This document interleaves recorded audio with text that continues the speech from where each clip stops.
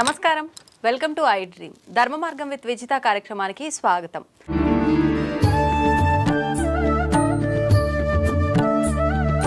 ప్రభుజీ, అందరూ అంటే మనం ఎవరైతే ఉన్నామో ప్రతి ఒక్కరు కూడా నా బిడ్డలే అని చెప్పి భగవంతుడు అంటుంటారు.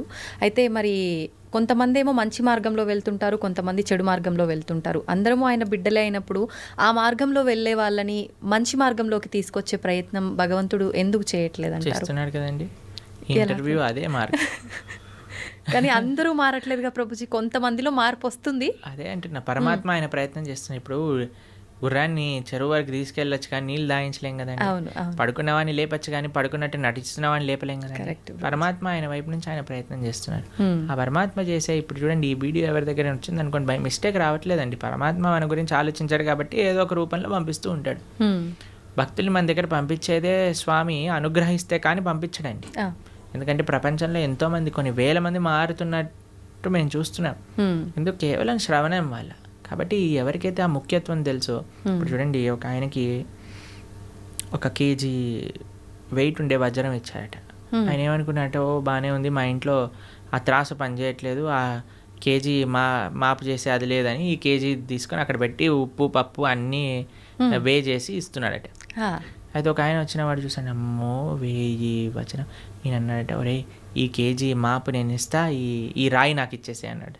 సరే, ఈ రాయి తీసుకొని నాకు మాపు కావాలని ఆ వజ్రం ఇచ్చేసాడట. వాడు పెట్టుకొని పెద్ద కోట్లు సంపాదించుకున్నాడు. ఎందుకు? వాడికి విలువ తెలియదు. కాబట్టి విలువ తెలియాలండి మనకి. ఆధ్యాత్మిక మార్గం యొక్క విలువ, ఒక సాధు సాంగత్యం యొక్క విలువ, ఒక భాగవత ప్రవచనం యొక్క విలువ శ్రీకృష్ణ భగవానుడు మనకి చెప్తున్నాడు. ఒక విషయం మనకి ఇంత మనుష్య జన్మలో ఇంతమంది ఎన్నో విషయాలు వింటూ ఉంటే నా దగ్గరికి కృష్ణుడు ఈ విధంగా కృష్ణుడు భక్తి గురించి చెప్పే విధంగా నాకు తెలిసింది అంటే మనం మారడానికి ప్రయత్నం చేయాలి. అప్పుడు పరమాత్మ యొక్క కృప అనేది ఉంటుంది, లేకపోతే ఉండదు. ప్రభుజీ, ఇలాంటి మాటలు విన్నప్పుడు చాలామంది వెంటనే అరే నిజంగా ఇలా వెళ్తే బాగుంటుంది కదా అని అనుకుంటారు. కొంతమంది ఏమో అక్కడే ఆగిపోతారు వినడం దగ్గరే, కొంతమంది ముందుకెళ్తారు. ఇలా ఆగిపోయిన వాళ్ళు అనుకుంటారు రేపు నుంచి ఈ బ్రహ్మముహూర్తంలో లేవాలట, లేద్దాము, ధ్యానం చేద్దాము, భగవంతుని స్మరణలో ఉందాము అని. కానీ అనుకున్నట్టుగా చేయలేరు, వదిలేస్తుంటారు ఎక్కడికక్కడ. అలాంటి వాళ్ళు నిజంగా నిత్య జీవితంలో ఏ రకంగా కనుక ఫోకస్ చేస్తే బాగుంటుంది అంటారు? ఎందుకంటే మెయిన్ రీజన్ ఆగిపోవడానికి భక్తుల యొక్క సాంగత్యం లేకపోవటం. ఈ ప్రపంచంలో మనం ఏదైనా మంచి వైపు వెళ్ళాలి అని అంటే చాలా కఠినమైనది. మంచి వైపు వెళ్ళాలి అని అంటే మంచి మనుషుల యొక్క సాంగత్యం కావాలి. అందుకే మనం ప్రతిరోజు ఉదయం పూట, ప్రతిరోజు మేము ప్రొద్దున పూట మా భక్తులందరూ కలిసి జూమ్స్లో జపం చేసుకుంటారు. సుమారుగా 500-600 మంది ప్రతిరోజు ప్రొద్దున పూట వస్తారు, జపం చేసుకుంటారు. ప్రతిరోజు క్లాస్ ఉంటుంది. ఈరోజే ఏకాదశి రోజు మేము భాగవతంలో కుంతి మహారాణి యొక్క ప్రార్థనల నుంచి క్లాస్ చెప్పామన్నమాట. కాబట్టి మీరు మంచిగా మరి ప్రణవానంద దాస్ ఛానల్లో మనకి భాగవతం, భగవద్గీత ఇవన్నీ ఉన్నాయి. ఇవన్నీ వింటూ ఉండండి. జపా క్లాసులు ఏవైతే ఉన్నాయో వాటికి వస్తూ ఉండండి.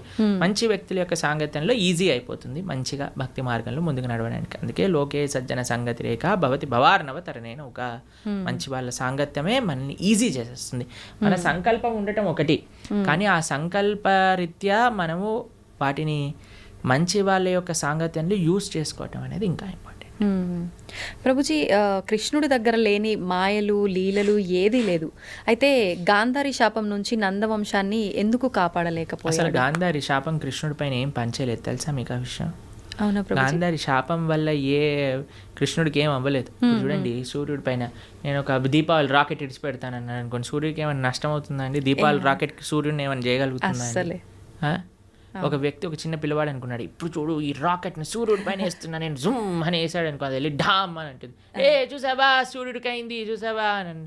అది వాడి మూర్ఖత్వం. అంతే. కృష్ణ పరమాత్మ ఆయన లీలలు అవజానంతి మామూఢ మానుషం తనుమాశ్రిత పరంభావమజానంతో. భగవద్గీతలో ఆయన ఏమంటాడంటే, ఎప్పుడైతే నేను ఈ యొక్క మానవులు ఉండే ఈ లోకానికి లీలలు చేయడానికి వస్తారో మూర్ఖులు నన్ను తెలుసుకోలేరు. అవజానంతి మామూఢ మానుషం తనుమాశ్రిత పరంభావమజానంతో. నా యొక్క పరతత్వాన్ని తెలుసుకోలేరు. ఎందుకంటే అనిపిస్తుంది కదా, అరే కృష్ణుడు ఇక్కడే మనతో పాటు మన లాగానే నడుస్తున్నారు, అది ఇదే. కాబట్టి గాంధారి పెట్టిన శాపం వల్ల కృష్ణుడు అవతార స్వీకారం నుంచి అవతార పరిసమాప్తి చేసేంతవరకు ఏమేం చేయాలో ఆయనకు క్రిస్టల్ క్లియర్ స్కెచ్ చేసుకొని వచ్చారనమాట. ఇప్పుడు చూడండి, ఇంకో ఉదాహరణ చెప్తాను. నేను స్కూల్కి వెళ్ళాలని బయటకు వచ్చాను. షూస్ వేసుకున్నా, అన్నీ వేసుకొని బయటికి వెళ్ళాను, బస్సు కోసం వెయిట్ చేస్తున్నా. అంతలోపల పక్కింటి వాళ్ళు కూడా వాళ్ళు బైక్లో వెళ్తారండి స్కూల్కి, వాళ్ళు వెళ్తున్నారు, నిన్ను కూడా దింపేస్తాను అన్నాను అనుకోండి, సరే ఎలా ఉన్నా బస్సు రావడానికి టైం ఉంది కదా, వీళ్ళు ఎలా వెళ్తున్నారు కదా ఎక్కేసి మనం వెళ్ళిపోయి, ఇప్పుడు ఆ వ్యక్తి దింపేశాక ఈరోజు నేనే స్కూల్కి తీసుకొచ్చాను లేకపోతే వాడు రాకపోతుండే అన్నాడు అనుకోండి, ఏమైనా ఉందా? ఆల్రెడీ స్కూల్కి తయారయ్యాడు, బస్సు కోసం వెయిట్ చేస్తున్నాడు, బస్సు వచ్చే లోపల వెయిట్ చేస్తున్నారు కదా, ఈయన ఎలా వెళ్తున్నాడు కదా అని వెళ్ళాడు, అంతే కదండి. అలానే పరమాత్మ ఈ విధంగా అవతార పరసమాప్తి జరుగుతుంది, ఈ విధంగా ఏదో అంశం పరలోకానికి వెళ్ళిపోతుంది అని అన్ని ప్లాన్ ఉంది. గాంధారి నువ్వు నశించుగాక, సరేలే ఎలాగనో ప్లాన్లో ఉంది కదా, ఈవిని కూడా స్వీకరిద్దాం, ఈ మాటలు కూడా స్వీకరిద్దాం అని పరమాత్మ స్వీకరించాను. అంతేగాని గాంధారి శాపం వల్లే అయింది, సూర్యుడికి పైన రాకెట్ వేసినట్టు. ఓకే, మన మూర్ఖత్వమే అవుతుంది. ఓకే ఓకే ప్రభుజీ, శ్రీకృష్ణ తులాభారం గురించి తెలుసు కదా, అయితే తులాభారంలో తులసికి చాలా ప్రాముఖ్యత ఉంటుంది. మరి మన నిత్య జీవితంలో మన మనుషులకి తులసి ప్రాధాన్యత ఏంటి ప్రభుజీ? బృందాయే తులసి దేవ్యాయే ప్రియాయే కేశవస్య చ విష్ణుభక్తి ప్రదే దేవి సత్యవద్దై నమో నమః. శ్రీకృష్ణ ప్రేయసి, శ్రీకృష్ణకి అత్యంత గొప్ప భక్తురాలు తులసి మహారాణి. మనము చాలా జాగ్రత్తగా తులసి మహారాణి యొక్క ఆరాధన చేయాలి. చాలామంది అనుకుంటారు స్త్రీలు ఒక్కళ్ళే ఆరాధన చేయాలి, కాదండి.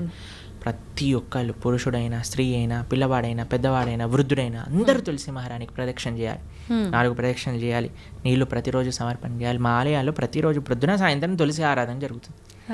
మీరు చూడండి, ఇస్కాన్ టెంపుల్కి వచ్చి ఆ పూజ ఏదైతే భగవంతుడు ఉండే గర్భగృహంలో ఉంటారో అక్కడ తులసీదేవి కూడా ఉంటుంది. తులసీదేవికి వస్త్రాలు వేసి తులసీదేవిని ఆశీర్వదిస్తారు. విగ్రహ రూపంలో కాదు, తులసి కోటకే వస్త్రాలు సమర్పణ చేసి అక్కడ పెడతారనమాట. ఎందుకంటే ఆవిడ సాక్షాత్తుగా కృష్ణుడి యొక్క పరమ భక్తురాలు కాబట్టి. అందుకే కృష్ణుడికి పెట్టే నైవేద్యము, ఏ అభిషేక ద్రవ్యం, నీరు, దేన్నైనా సరే తులసి వేయకుండా సమర్పణ చేయొద్దు భగవంతుడికి. తులసి పెడితేనే స్వామి స్వీకరిస్తారు. తులసి పెట్టిన నైవేద్యం భగవంతుడు స్వీకరించారు, భక్తులు కూడా అలాంటి నైవేద్యాన్ని స్వీకరించారనమాట. కాబట్టి విష్ణు తత్వానికి ఎక్కడైనా సరే నైవేద్యం పెట్టామంటే తులసి పెట్టి మాత్రమే చెయ్యాలి. కాబట్టి తులసి ఆరాధన ముఖ్యంగా కార్తీక మాసంలో ప్రతి నిత్యం కూడా మనం 3 సార్లు నీళ్లు వేసి 4 సార్లు ప్రదక్షిణ చేయాలి. తులసి మహారాణికి దీపం పెట్టాలి తులసి దగ్గర, తప్పనిసరిగా ప్రతి ఒక్కరు చేయాల్సిన పని. ప్రభుజీ, తులసిలో కూడా 2-3 రకాల తులసులు, ఏదైనా పర్వాలేదు. ఓకే, అయితే ముఖ్యమైన పర్వదినాల్లో తప్ప సాయంకాలం సమయంలో దీపారాధన చేయకూడదు తులసి దగ్గర అని చెప్పి అంటారు. ప్రతిరోజు చేయాలి, ప్రొద్దున రాత్రి భగవంతుడి ఆలయంలో, భగవంతుడి యొక్క పూజా మందిరంలో తులసి మహారాణి దగ్గర ప్రొద్దున రాత్రి నిత్యము ప్రతిరోజు చేయాలి దీపారాధన. ఓకే ప్రభుజీ, కృష్ణుడి విషయానికి వస్తే గోపికలతో రాసలీలలు ఆడుతుంటాడు బృందావనంలో అని చెప్పి అంటుంటారు. అయితే దాన్ని తప్పుగా కూడా భావించకూడదు అని అంటుంటారు. మరి కామక్రీడకు రాస క్రీడకు తేడా ఏంటి? అసలు అది కామక్రీడ అని భావించొద్దంటారా? అసలు రాసలీల అంటే ఏంటి, అసలు కామం అంటే ఏంటి, ఇవన్నీ తెలుసుకోవాలి ఫస్ట్. ఇప్పుడు చూడండి, కృష్ణుడు రాసలీల చేసినప్పుడు ఆయన వయసు ఎంతో తెలుసా అండి? 6 సంవత్సరాలు. చిన్నపిల్లడు. 6 సంవత్సరాల పిల్లలు అమ్మాయిలు అబ్బాయిలు అందరూ కలిసి ఆడుకుంటున్నారు అనుకోండి, మీరేమంటారు? దూరం జరుగు, అమ్మాయి దగ్గర ఆడద్దు అని అంటారా మీరు ఎప్పుడైనా? లేదు. మీరు ఎప్పుడైనా అలా చేశారా మీ పిల్లలతో? ఎప్పుడైనా అందరు చిన్న పిల్లలు అందరూ కలిసి ఆడుకుంటున్నారు అనుకోండి, ఎప్పుడైనా డిఫరెన్షియేషన్ చూస్తామని? 6-7 సంవత్సరాల వయసు ఉన్న పిల్లవాడండి రాసక్రీడ జరిగినప్పుడు, తెలిసినా మీకు? ఇంకో విషయం చెప్తాను, గోపికలు అంటే ఎవరు? గోపికలు అంటే స్త్రీ, కృష్ణుడు అంటే పురుషుడు కాదండి. కృష్ణుడు యొక్క శక్తియే గోపిక. కృష్ణుడి యొక్క హ్లాదిని శక్తి యొక్క స్వరూపములే గోపికలన్నీ కూడా, శ్రీమతి రాధారాణి కూడా. కృష్ణుడే సాక్షాత్ ఒక పిల్లవాడు. ఇప్పుడు నేను అద్దంలో చూసుకుంటానండి, అద్దంలో చూసుకుంటూ నేను ఇలా అనుకోండి, అద్దం పైన ప్రభుజీ ఎంత ధైర్యం, మా ప్రభుజీని కొడతావా అని అంటారా మీరు? అరే నీ ఇష్టం, ఇక నీ అద్దం నీ రిఫ్లెక్షన్ ఏదైనా చేసుకో, నువ్వు ఎంత ముద్దు వస్తున్నావా నువ్వు రాసి ఒకటైనా పెట్టు, ఏదైనా చేసుకో, అది నువ్వు నీ రిఫ్లెక్షన్, అంతే కదండి. అంతే. కృష్ణుడు ఏ తత్వమో గోపికలది అదే తత్వం. ఆయన యొక్క హ్లాదిని శక్తి స్వరూపములే గోపికలు, అట్లా వేరేది ఏ విషయం కాదండి. ఇప్పుడు రాస నృత్యం అంటే ఏంటి అనుకుంటున్నాడు? అదొక నృత్యం, ఆనంద స్వరూపం. అది ఒక స్త్రీ పురుషుని మధ్యలో జరిగే, మీరు అంటున్నారు కదా ఏదో భౌతికమైన సంబంధం కాదండి. అది సాక్షాత్తుగా ఒక జీవాత్మ పరమాత్మ కలిసినప్పుడు పొందే ఆనందాన్ని రాసలీల అని అంటారు. రాసలీల శుకదేవుడికి అన్నిటికంటే ఫేవరెట్ పాస్ టైం భాగవతంలో. శుకదేవుడు ఎవరో తెలుసా అండి? శుక మహర్షి. ఆయన పుట్టినప్పుడు పుడుతూనే తల్లి గర్భం నుంచి నడుచుకుంటూ వెళ్ళిపోయాడు. ఎలాంటి వైరాగ్యం కలిగిన వాడు అని అంటే, ఆయన స్త్రీలు స్నానం చేస్తున్న సరస్సు పక్క నుంచి వెళ్తే స్త్రీలందరూ బిందాస్గా స్నానం చేస్తున్నారనమాట, వస్త్రాలు కూడా కప్పుకోలేదు. వ్యాసుల వారు అడుగుతారు, అయ్యా ఏంటి మీరు అని అంటే, ఆయనకండి స్త్రీ పురుష భేదమే లేదు, ఆయన అంతా ఆత్మజ్ఞాన తత్వంలో రమించేవాడు, కాబట్టి మాకు ఆయన డిఫరెన్సియేషనే తెలియలేదు. ఎందుకంటే స్త్రీకి చాలా తొందరగా పురుషుడి దగ్గర ఏదైనా చెడు భావన ఉంటే కనిపట్టేయచ్చండి. కానీ ఆ స్త్రీలు అంత వైరాగ్యం కలిగిన శుక మహర్షి ఏంటో తెలుసా అండి, ఆవు పాలు పితికినంత సమయం కంటే ఎక్కువ ఒక ప్రదేశంలో ఉండలేరు, అంత వైరాగ్యం కలిగిన వ్యక్తి. ఆయనకి ఫేవరెట్ లీల రాసలీల. అంటే అంత వైరాగ్యం కలిగిన వ్యక్తి ఒక భౌతికమైన గర్ల్ ఫ్రెండ్ బాయ్ ఫ్రెండ్ విషయాలు మాట్లాడతారా అండి? అది కూడా ఎవరి ముందు? పరీక్షిత్ నరేంద్రుని ముందు. వేలాది మంది ఋషులు యోగులు మునులు కూర్చొని శ్రవణం చేస్తున్న ఒక సభలో. కాబట్టి మనం రాసలి భగవంతుడి యొక్క తత్వాన్ని కమెంట్ చేయటం కంటే ముందు అసలు ఏంటా ఆ తత్వము అని చదువుకోవాలి. అందుకే మీ అందరికీ నేను చెప్పేది ఏంటంటే, భాగవతం వినండి, భాగవతం చదవండి. మన ఛానల్లో ప్రణవానంద దాస్ అనే ఛానల్లో 47 లెక్చర్లు శ్రీమద్ భాగవతం, కేవలం 47 గంటలు మీరు ఇస్తే కృష్ణుడి యొక్క పరిపూర్ణ తత్వం అనేది మనం అర్థమవుతుంది. అది మాత్రం మిస్ చేయకుండా చూడండి. కృష్ణతత్వం గురించి, మన సనాతన ధర్మం గురించి మొత్తం అర్థమవుతుంది. ఫస్ట్ నుంచి లాస్ట్ వరకు వినండి, మొత్తం క్లారిఫై అవుతుంది. ప్రభుజీ, వైరాగ్యం అన్నారు కదా, చాలామంది వాళ్ళ లైఫ్లో కూడా అన్ని కష్టాల నుంచి తట్టుకోలేక ఇబ్బందులు పడి దాని నుంచి బయటికి రాలేక వైరాగ్యం చెందుతుంటారు. ఇంకా లైఫ్ వద్దు, ఎందుకు ఈ ఫ్యామిలీ లైఫ్, రకరకాలుగా. అలాంటి వైరాగ్యం నుంచి కొంతమంది డివోషనల్గా ఎక్కువ కనెక్ట్ అవుతుంటారు భగవంతుడికి. నిజంగా అది వైరాగ్యం వల్ల వచ్చిన భక్తి నిజమైన భక్తి అంటే? ఈరోజే ఒకళ్ళు చెప్తున్నారు, ప్రభుజీ ఈ కష్టం వచ్చి ఉంటే నేను భక్తి మార్గంలోకి రాకపోయి ఉండేదాన్ని అని అంటున్నారు అనమాట. కాబట్టి కొన్నిసార్లు కష్టాలు కూడా మనం భగవంతుడి వైపు పంపిస్తూ ఉంటాయి, ఆనందం కూడా తీసుకెళ్తూ ఉంటుంది, కష్టం కూడా. ఏదైతే మనం భగవంతుడి వైపు తీసుకెళ్తుందో అది నిజమైన. మరి భక్తికి వైరాగ్యం అవసరమా అంటే అవసరం, కానీ వైరాగ్యమే భక్తి కాదు. ఇప్పుడు మన ఈ స్టూడియోకి రావాలి అంటే ఆ డోర్ ఓపెన్ చేయాలి. వైరాగ్యం అనేది డోర్ లాంటిది, అందులోపల నుంచి ప్రవేశిస్తే భక్తి మార్గం లోపలికి రాగలుగుతాం అనమాట. కాబట్టి వైరాగ్యం కావాలి. వైరాగ్య విద్య నిజభక్తి యోగ శ్రీ చైతన్య మహాప్రభు యొక్క ఉపదేశములలో వైరాగ్యము అని అంటే ఏదో ఫల్గు వైరాగ్యం కాదండి, నిజమైన వైరాగ్యం మనకు కావాలి. యుక్త వైరాగ్యము అని అంటారు. ఫల్గు వైరాగ్యము అని అంటే ఇప్పుడు చూడండి, శ్మశాన వైరాగ్యము అని అంటారు, ప్రసమ వైరాగ్యము అని.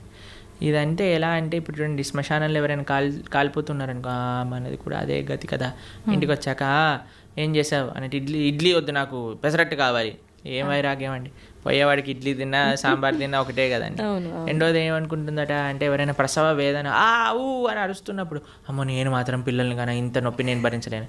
మళ్ళీ పెళ్లి చేసుకోగానే ఒక పిల్లోడు, రెండో పిల్లోడు, మూడో పిల్ల, నాకు కూతురు కావాలి, నాకు ఇంకో అలాంటివి అనమాట. అలాంటి వైరాగ్యం పనికిరాదు. వైరాగ్యం అంటే ఏంటి? నా దగ్గర ఉన్నదంతా కూడా భగవత్ సేవలో ఉపయోగిస్తా, యుక్త వైరాగ్యము. ఇప్పుడు మీకు ఒక విషయం చెప్తాను. నేను ఇలా వెళ్తున్నాను అనుకోండి, ఒక పర్స్ పడిపోయింది అనుకోండి, అమ్మయ్య దేవుడు నాకు ఈ విధంగా కరుణించాడు, డబ్బులు నాకు ఇచ్చాడని తీసుకోవటం ఒక విధి. రెండవది ఏంటి, అయ్యో నాది కాదు కదా వదిలేస్తాను, నేను ముందుకెళ్ళిపోతాను, ఇంకో విధి. లేదు మూడు, అరే పర్స్ పడింది విజిత గారు ఎవరిదైనా అంటే అయిందే అండి ఇచ్చేయటం మూడో విధి. ఏది మంచిది అంటారు ఈ మూడిట్లో? అడిగి ఎవరిది అని ఇవ్వటమే, అంతే కదండి. దాన్ని యుక్త వైరాగ్యం అంటారు. ప్రతి ఒక్కటి తీసుకో, ఎవరికి చెందాల్సిందో వాడికి చెందించు. ఈ ప్రపంచంలో ఉన్నదంతా కృష్ణుడికి చెందిందే, కాబట్టి ఆయనకి సమర్పణ చెయ్యి.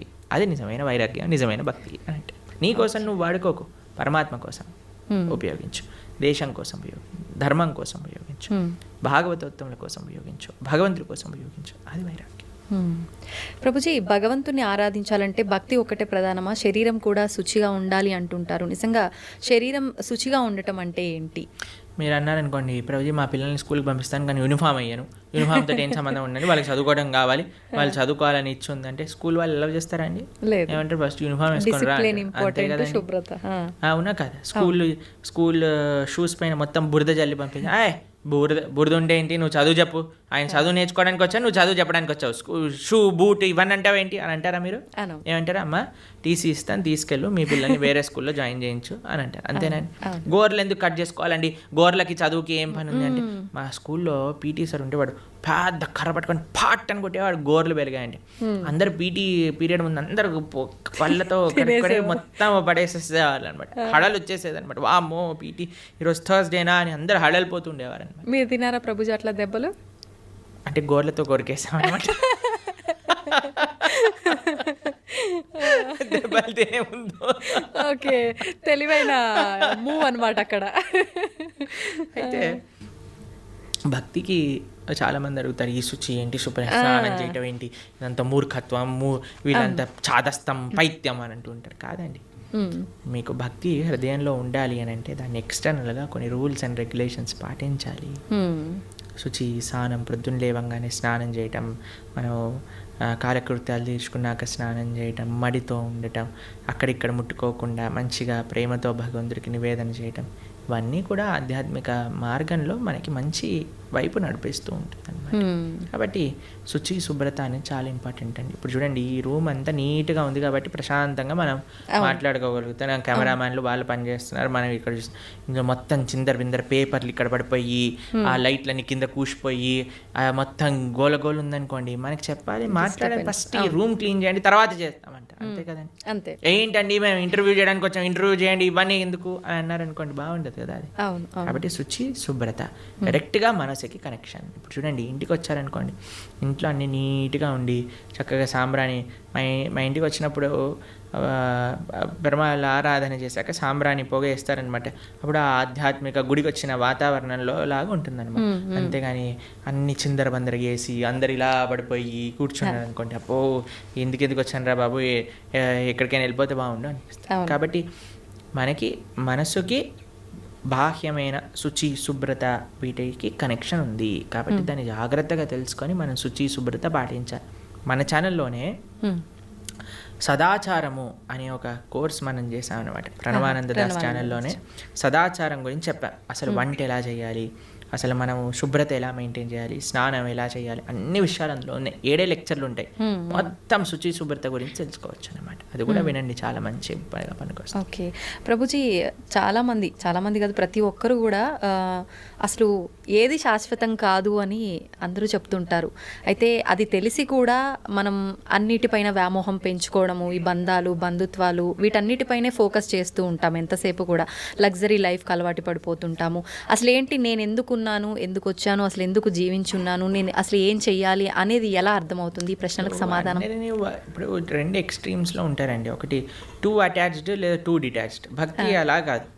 భక్తి అండర్స్టాండ్ యువర్ పొజిషన్. నువ్వు భగవంతుడి యొక్క దాసుడు, ఇవన్నీ కూడా భగవంతుడు ఇచ్చినవి. కాబట్టి ఇప్పుడు చూడండి, మీకు ఇంతకుముందు చెప్పాను అనుకుంటా, మాకు ఏదన్నా వస్తువు కానీ ఏదన్నా మేము యూజ్ చేసే ఉందనుకోండి, ఫస్ట్ దానిపైన ICO ప్రణవానంద దాస అని రాస్తాం మేము. ICO అంటే ఇన్ కేర్ ఆఫ్, అంటే ఇది నాది కాదు, నాకు కృష్ణుడు ఇచ్చింది, నేను దీని కేర్ టేకర్ని మాత్రమే. ఈ భావన ఉండాలి. నీ కొడుకు పైన, భార్య పైన, భర్త పైన, ఇల్లు పైన, గాడి పైన, చుట్టాల పైన, వస్తువుల పైన, అన్నిటికీ ఇదే భావన. ఇది పరమాత్మ, భగవంతుడు నాకు ఇచ్చాడు, దీన్ని నేను జాగ్రత్తగా చూసుకుంటా. కానీ ఎవరిచ్చారు? భగవంతుడు. నా ప్రేమ భగవంతుడి పైన. భగవంతుడు ఇచ్చిన వస్తువు. ఇప్పుడు నేను మీకు ఒక గిఫ్ట్ ఇచ్చాను అనుకోండి, ఎంత బాగా పెట్టుకుంటారే, ప్రభుజీ ఇచ్చారు ఈ గిఫ్ట్ని, జాగ్రత్తగా పెట్టుకోవాలి అని అనిపిస్తుంది. ఎందుకు? గిఫ్ట్ పైన ప్రేమ లేదా ఒక వ్యక్తి పైన గౌరవమా? ఇప్పుడు మీకు చాలా ప్రేమతో మీ తమ్ముడు కానీ, అన్నయ్య కానీ, చెల్లి కానీ, అక్క కానీ ఒక గిఫ్ట్ ఇచ్చారనుకోండి, ఐఫోన్ ఇచ్చారు. ఐఫోన్ నాకు చాలా ఇష్టం. ఎందుకు నీకు ఐఫోన్ ఇష్టము అని అంటే, అయ్యో మా తమ్ముడు, అక్క, చెల్లి, అన్న ఎవరో ఒకరు నాకు ఈ గిఫ్ట్ ఇచ్చారు కాబట్టి. అన్నకి యాక్సిడెంట్ అయింది, పోతే పోనీ ఐఫోన్ ఉంది కదా, ఐఫోన్ చూసుకుంటాను అన్నారు అనుకోండి. అరే నీకు అన్న ముఖ్యమా, ఐఫోన్ ముఖ్యమా? నాకు ఐఫోన్ ముఖ్యమా అంటే నిజంగా అన్న పైన ప్రేమ అండి? లేదు. అన్న పైన ప్రేమ మీకు ఆ ఫోన్ పైన రిఫ్లెక్ట్ అవుతుంది. అన్న ఇచ్చాడు కాబట్టి నాకు ఇది ప్రేమ అని అనిపిస్తుంది. అట్లనే భగవంతుడు పైన ప్రేమ ఎప్పుడైతే ఉంటుందో అన్ని సంబంధాలు బాగుంటాయి. ఎందుకంటే వీళ్ళందరినీ కూడా భగవంతుడితో కనెక్షన్తో చూస్తాం కాబట్టి. ఎప్పుడైతే భగవంతుడిని తీసేస్తామో జీవితంలో మన స్వార్థం, ఆవిడ అనుకుంటుంది ఆవిడ స్వార్థం, నేను అనుకుంటాను నా స్వార్థం, పిల్లలు అనుకుంటారు నా స్వార్థం, తల్లిదండ్రులు అనుకుంటారు నా స్వార్థం, అత్తమామలు అనుకుంటారు వాళ్ళ స్వార్థం. కానీ ఎప్పుడైతే కుటుంబం మొత్తం కలిసి భగవంతుడిని ఆశ్రయిస్తుందో అప్పుడు అందరూ కృష్ణుడికి ఏది మంచిది, కృష్ణుడు నేను ఏం చేస్తే నాతో ఆనందంగా ఉంటాడు అని ఆలోచించి ఆ విధంగా చేస్తాను. ఇదే భక్తి అంటే. అందుకే శ్రీల ప్రభుపాదుల వారికి వాళ్ళ గురువు గారు చెప్పారు, everything can come later, the most important necessity in this world is Krishna consciousness. భక్తి ప్రపంచంలో ఉంటే అన్ని రకాల సుఖములు, అన్ని రకాల స్వాంతనలు, అన్ని రకాల సౌఖ్యం చేకూరుతుంది. దాంట్లో ఎటువంటి డౌటే లేదు. ఇది ముఖ్యం. ప్రభుజీ ఎక్కువగా ఇస్కాన్కి సంబంధించిన వాళ్ళు ఎవరైనా సరే కృష్ణుడి గురించే ఎక్కువగా మాట్లాడుతూ ఉంటారు. మరి కృష్ణుడి సోదరుడు బలరాముడి పాత్ర గురించి కానీ ఆయనకు సంబంధించిన విశేషాలు ఎందుకని తెలియదు? బలరాముడు ఎందుకండి, మేము ఎన్నోసార్లు బలరామ జయంతి పెద్ద ఉత్సవం మా ఆలయాల్లో తెలుసా మీకు? మా సాంప్రదాయంలో బలరాముడి ఉత్సవం కానీ బలరాముడి యొక్క లీలలు చర్చించుకోవటం కానీ చాలా ముఖ్యంగా చేస్తాం. మీరు ఎప్పుడైనా మా బలరాముడి గురించి మాట్లాడిన వీడియోలు ఎన్నో ఉన్నాయి. కాబట్టి బలరాముడు గురువుకి సంకేతం. ఆయన యొక్క శక్తియే గురు పరంపర ద్వారా వస్తుంది, మన ఆచార్యుల వరకు వస్తుందన్నమాట. కాబట్టి మన గురువు చేసే శుశ్రూష, గురువు చెప్పే మాటలు సాక్షాత్తుగా బలరాముడు చెప్పే మాటలే అనమాట. కాబట్టి నిరంతరం వాటిని ఆరాధన చేస్తాం. బలరాముడికి ఆధ్యాత్మిక శక్తి ఇస్తాడనమాట, చాలా ముఖ్యమైనది.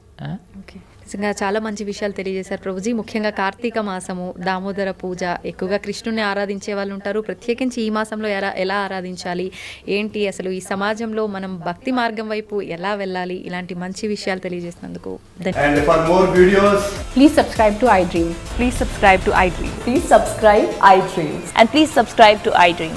For more videos, subscribe to iDream. please like, share and subscribe to the channel. Congratulations, iDream. Subscribe to iDream. Subscribe to iDream. So subscribe to iDream Media. iDream ki iDream team andarki huge congratulations. Please subscribe iDream Media. Please subscribe to iDream. Subscribe iDream. Please subscribe to iDream. iDream అంటే నా కళల ఛానల్ను subscribe చేసుకున్నారు, నోరు తిరుగుతలేదు. మీరైతే గంట గుర్తు కొట్టండి. For more such videos, please subscribe to iDream. Subscribe to iDream. Please subscribe to iDream. Please subscribe iDream Media. Please do subscribe to iDream. Please subscribe to iDream Media. For best entertainment and information, please subscribe iDream. And don't forget to subscribe to iDream.